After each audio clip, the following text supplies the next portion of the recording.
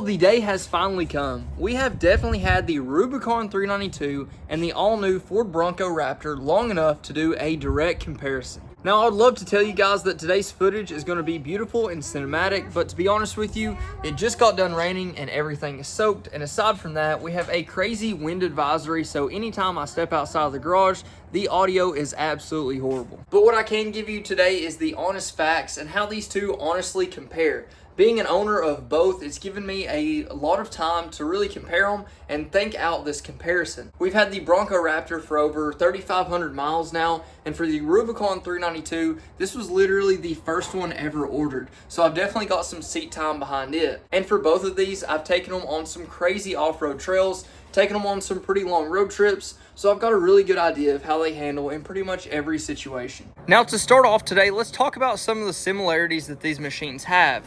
Obviously, both are offered as the most off-road capable factory machines that you can buy from either manufacturer. Obviously, the Ford Bronco is a newer machine as compared to the Jeep Wrangler, but they share a lot of capabilities and features. If you didn't already know, you are able to take the top and doors off of both of these models to give you that true open air experience. Aside from that, with any of the Rubicon models, you are going to have the front and rear electronic lockers, as well as the sway bar disconnect. And with the Raptor, the Wild Track, and I believe the Badlands package, you're also going to get front and rear lockers as well as a sway bar disconnect. Aside from that, with the Rubicon 392 as well as the Raptor, you get some fancy suspension. Now with the Bronco Raptor, the suspension is really what makes this thing what it is. They have the Fox live valve dampening suspension, which is honestly the most impressive suspension I've ever tried out. The Rubicon 392 also has Fox suspension, but it is not as impressive. This is just kind of like the Mopar lift that they've been making forever with the Fox shocks, but I believe it's just tuned for the weight of the 6.4 liter Hemi. Don't get me wrong, the suspension is actually really good. Now, if you can't already tell, the Bronco Raptor and the Rubicon 392 come with some pretty unique exterior and interior styling, and I've got to be honest, the Bronco Raptor does it a bit better. Not in terms of the overall style, I actually prefer the overall style of the Rubicon 392 more, but in terms of just making it stand out from the rest of their lineups from Broncos and Wranglers, the Raptor Bronco does it so much better. It's so much more exaggerated. You can really just tell so much easier that it's a different machine. With the Rubicon 392 in its factory configuration, to be honest, unless you know the telltale signs of what to look out for, you're probably not going to know unless you hear it. Now, of course, we got that exterior big hood scoop with the Hydro Guide system. And aside from that, you've just got some gold accents. That's really about all that the Rubicon 392 has to tell you that is a 392. For the Raptor, you've got a much wider stance over the factory Bronco. You've got that crazy Fox suspension that sits up considerably higher. You got a front end that's completely different in the way that it's actually laid out.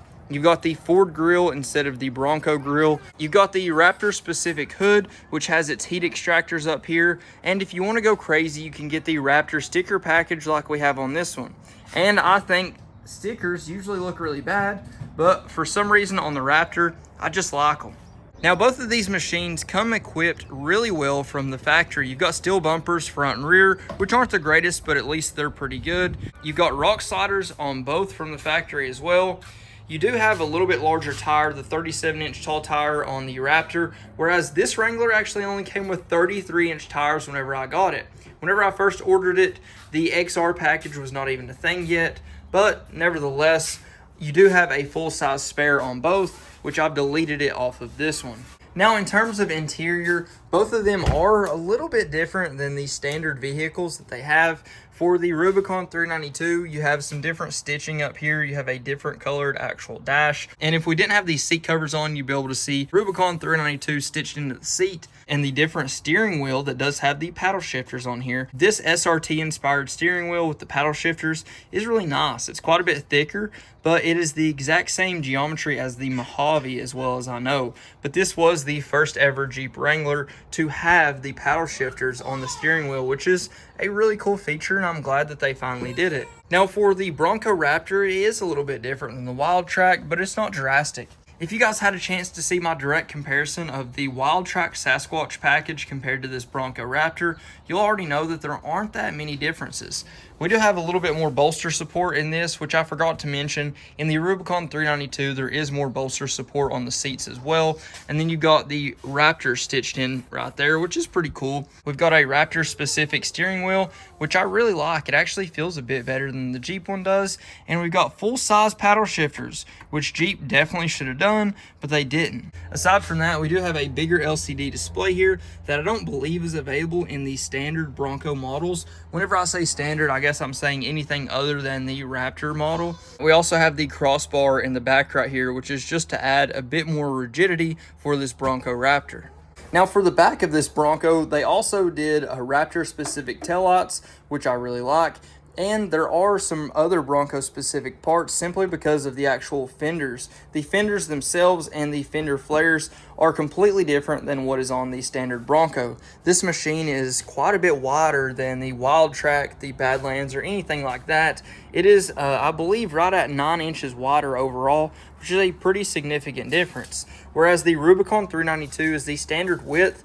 Even with the standard width axles, really there's not many unique parts on this other than the actual cowl and the hood compared to the other Jeep models, and the cowl and the hood is even shared with the Mojave model for the Gladiator. But now that we have covered most of the similarities between these two awesome machines, let's go ahead and talk about some of the differences. One of the main things you're going to notice is that the Bronco Raptor has independent front suspension. With that being said, the independent suspension does have a lot of advantages whenever it comes to high-speed off-roading, whether that be in the sand or on some mountain trails. With the independent suspension, it does leave you with a little bit more control in most scenarios. Now with the Rubicon 392, like a traditional Jeep Wrangler, it does have the solid front axle as well as the solid rear. With that, it gives you a little bit more control in terms of articulation, and it does give you the feeling of being a little bit more planted in those high articulation scenarios. So for, hardcore off-roading and stuff like that, there really isn't a better option than these solid axles. Now both do different things extremely well, but one thing that both do have to go through is traditional driving on the street. The Rubicon 392, or just the JLs in general, is 1,000 steps above any of the previous generation Jeep Wranglers. So its on-road characteristics and driving capabilities are extremely impressive, especially whenever you're calling it a Jeep. But compared to the Bronco Raptor, it's really not as good. The Bronco Raptor definitely did it right. The steering and the suspension goes together to make a crazy off-road oriented machine feel like a traditional SUV whenever you're going on long road trips or just in normal day-to-day traffic. With that being said, both of these have quite a bit more power than your traditional off-road oriented SUV. And with that, you kind of have to consider the actual handling in terms of performance handling on the street. Neither one of them is that great at it. I'll be 100% honest, but to me, I feel a lot more confident whenever I'm driving the Rubicon 392 aggressively on the street. And like I've stated many times before, neither one of these is the absolute greatest on the road. It's really off-road where they shine, and they're both going to do pretty much anything you put them up against really well, better than any other machines. But what I've noticed is in more technical off-road scenarios in terms of rock crawling, the Rubicon 392 definitely shines.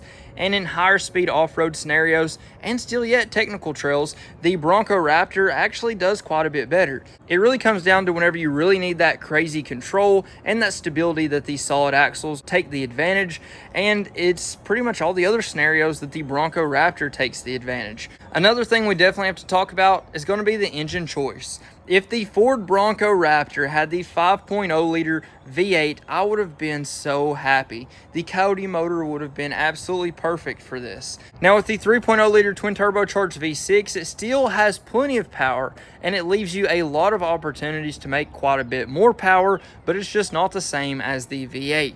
So the 6.4 liter Hemi, just in the overall driving experience, to have fun, and just the cool factor of having an awesome big V8 for the sound and everything like that, the Rubicon 392 definitely takes the cake on the power plant. Now, we've already briefly talked about suspension, but we do need to talk about it again. With that suspension, not only does it actually ride better for the Bronco Raptor and handle better because of that independent front suspension, but it also sits higher. That's due in part to it coming with 37-inch tires and that suspension. But as you can tell right here, the Rubicon 392 is on 38-inch tall tires, which actually measure about 1.5 inches, right at 2 inches taller than these 37s on the Bronco Raptor, and still yet the Bronco Raptor is taller with that suspension. Now, the intake on the Ford Bronco Raptor is literally fed in right here, so it is pretty high, but it's still at that nose of your vehicle, so you're definitely going to get into it sooner than you would with the Rubicon 392, at least from what I can tell from experience. Now, something I should have mentioned before, both of these have a lot of skid plates underneath to help protect everything under there whenever you're going off-road. That's definitely helped, and I don't think I've shown you guys this yet, but whenever I put that new cutout exhaust, the custom exhaust on this, I did make some modifications to the skid plate under here, so now it is cut out and we've got our transfer case skid plate there, so we don't have to lose out on any protection off-road simply because we wanted that custom exhaust. Now, obviously, it's still going to get beat up, you're still going to hit rocks, but most of the main components on both of these machines are going to be covered the way that they have that done. I think that's extremely helpful, and in all honesty, it gives you a lot more confidence than you probably should have. Now, I do think the Bronco Raptor skid plates may be a little bit more effective because they have them in a couple more places. The Rubicon 392, as you can tell, doesn't have them on the oil pan or the bottom of the transmission here, which is kind of frightening because the bottom of our oil pan here for the 6.4 liter Hemi is one of the lowest points for any of the major components. Now, once you go on back, you'll see that we do have our skid plates and stuff back there, but it's not as crazy as the Raptors. And then whenever you move to the very back for the rear axles, we've got a Dana 50 in the back of the Bronco Raptor, and you'll see that Fox suspension again there in the back, which, like I've told you guys before, is absolutely awesome. And I do like their control arm set up for the rear as well. It seems like the way that they have that set up for its geometry, it's just a smoother setup. And that control arm is much bigger than what you'll see on the Rubicon 392. We have the Dana 44 axle in the back, the HD wide track, and it's a really good axle. These things are extremely tough. I've ran them with 38 1550s like we have now, as well as 40 1550s on one of the standard 3.6s, and never had any issues. So I can't complain about the actual toughness and rigidity of that axle, but some of the supporting components from the Bronco are a bit better. I hate to admit it, but it's true. Now, for the interior on these two, I honestly have to say that the Bronco interior is a little bit better. There's really no way around it. It's a nicer place to be, and you have more updated convenience. On the lockers, I really like with the Bronco Raptor that you can just engage and disengage by the click of a button extremely easily. With the Rubicon 392, it takes a little bit of persuasion to get those lockers to turn on and off. I haven't had any issues with the Bronco Raptor where they didn't want to turn on or they didn't want to turn off. Same thing with the electronic sway bar disconnect. Whenever you click it, it disconnects. That's due in part to the independent front suspension. With the solid axle on the Rubicon 392, you have to be on at least level ground for a split second or allow it to level out for a split second before it can actually disconnect. Now, to be fair, I do have to mention for the new 2024 models of the Rubicon 392, they did a mid-model refresh, and with that, you do get a bigger screen on the inside. I believe it's their 12-inch screen on the inside, which looks pretty nice, and I believe the gauge cluster is a little bit different too. So with that, I would say it may be a little bit better. Both of these have really bad wind noise, but the Bronco Raptor takes the cake on the wind noise. It's horrible. It's way worse than the Wrangler, which I was super surprised by. The way that the top and the doors come off on the Wrangler, pretty much everybody knows how that operates. They obviously have the external hinges right here, whereas the Bronco actually has internal hinge points. So you'll see it's completely flush going down the side of the body here, whereas on the Wrangler, they have the external exposed hinges. I actually like the look of the exposed hinges better, but in terms of taking them off and ease of use, the internal hinges actually work better, especially with their plug setup. Their plug setup to actually unplug the doors and take them off is quite a bit easier to use than the Wranglers because you simply just reach your hand in there, unplug it with one hand and pull it out, whereas the Wrangler, you're definitely going to need two. Now, price point is still something that's relevant whenever it comes to these vehicles, but in terms of the comparison, they're pretty similarly priced. You can get a Bronco Raptor for 100 grand, and you can get a Rubicon 392 for 100 grand. You can also get both for right at 90 grand. So you have a little bit of options, about a $10,000 swing nowadays, but in all honesty, they are priced neck and neck. So if you're going to get the Mac Daddy for the Bronco Raptor, you're going to be right over 100 grand, and same thing for the Rubicon 392. And keep in mind, that's before dealer markup, which is still going on these two vehicles. Now, they both do have really nice trail cameras. So they have the front trail cam right here, and you can tell for the Rubicon 392, you also have a front trail cam right here. One thing the Rubicon 392 is missing is a 360 camera like this is. The 360 camera on the Bronco is cool, but I don't really find it very useful. It's not great, but it's at least cool. Now, on both these machines, the visibility out of the back with that spare tire is almost non-existent. Even with the Rubicon 392, if you just had 35s or 37s on the back, you couldn't see anything out of it. If they would just do a pass-through mirror right there, with having a rear-mounted camera like they did in the Defender that I previously had, that would solve the problems for both of these. But you pay 100 grand for them, and you don't get any nice luxuries like that. Now, I tell you guys all that to give you at least an understanding for what I'm about to say. If I was to pick one vehicle to do a crazy long road trip with to go riding, I would take the Bronco, because I would be able to drive there comfortably, easily, a little bit easier than the Rubicon 392, and it would still be able to tackle the trail just fine. If I was going to go to a local destination, if I was just going to go out to have fun for the day, drive around town, or if I was going to a crazy off-road event, I'm taking the Rubicon 392. The experience on the Rubicon 392 is way less reserved. It's a lot more raw, and it's all in your face. You get all of that crazy power, you get the crazy sound of that awesome V8, and the capabilities off-road in technical scenarios are literally unmatched for a stock factory offered vehicle. Now, the Bronco Raptor definitely impressed me in a lot of the technical trails I've already taken it through, but to be fair, you just don't have that confidence and stability whenever you get into those crazy technical situations like you do with the Rubicon 392.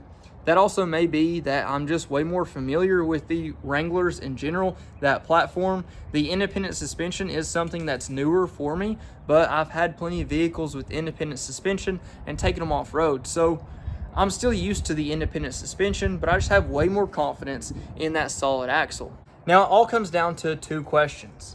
If I could only have one to use for a daily driver, which one would I pick? Now, let's be fair, if you do own one of these, it probably doesn't have to be your daily driver.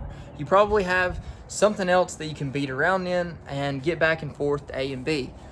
But in the scenario that you're putting every egg in one basket and you need to have one of these do the job of your traditional A to B vehicle, I think the best option is actually going to be the Bronco Raptor. Now, as crazy as that may be for me to say, the Bronco Raptor just has a few more creature comforts. It's a little bit more reserved, a little bit more controllable, and in all honesty, it's a little bit easier driving experience. It's not more fun, it's just easier. It handles more like a typical vehicle on normal day-to-day use, on typical road trips and stuff like that, whereas the Jeep Wrangler is just a much more raw vehicle. And for the final question, if I could only have one, which one would I have?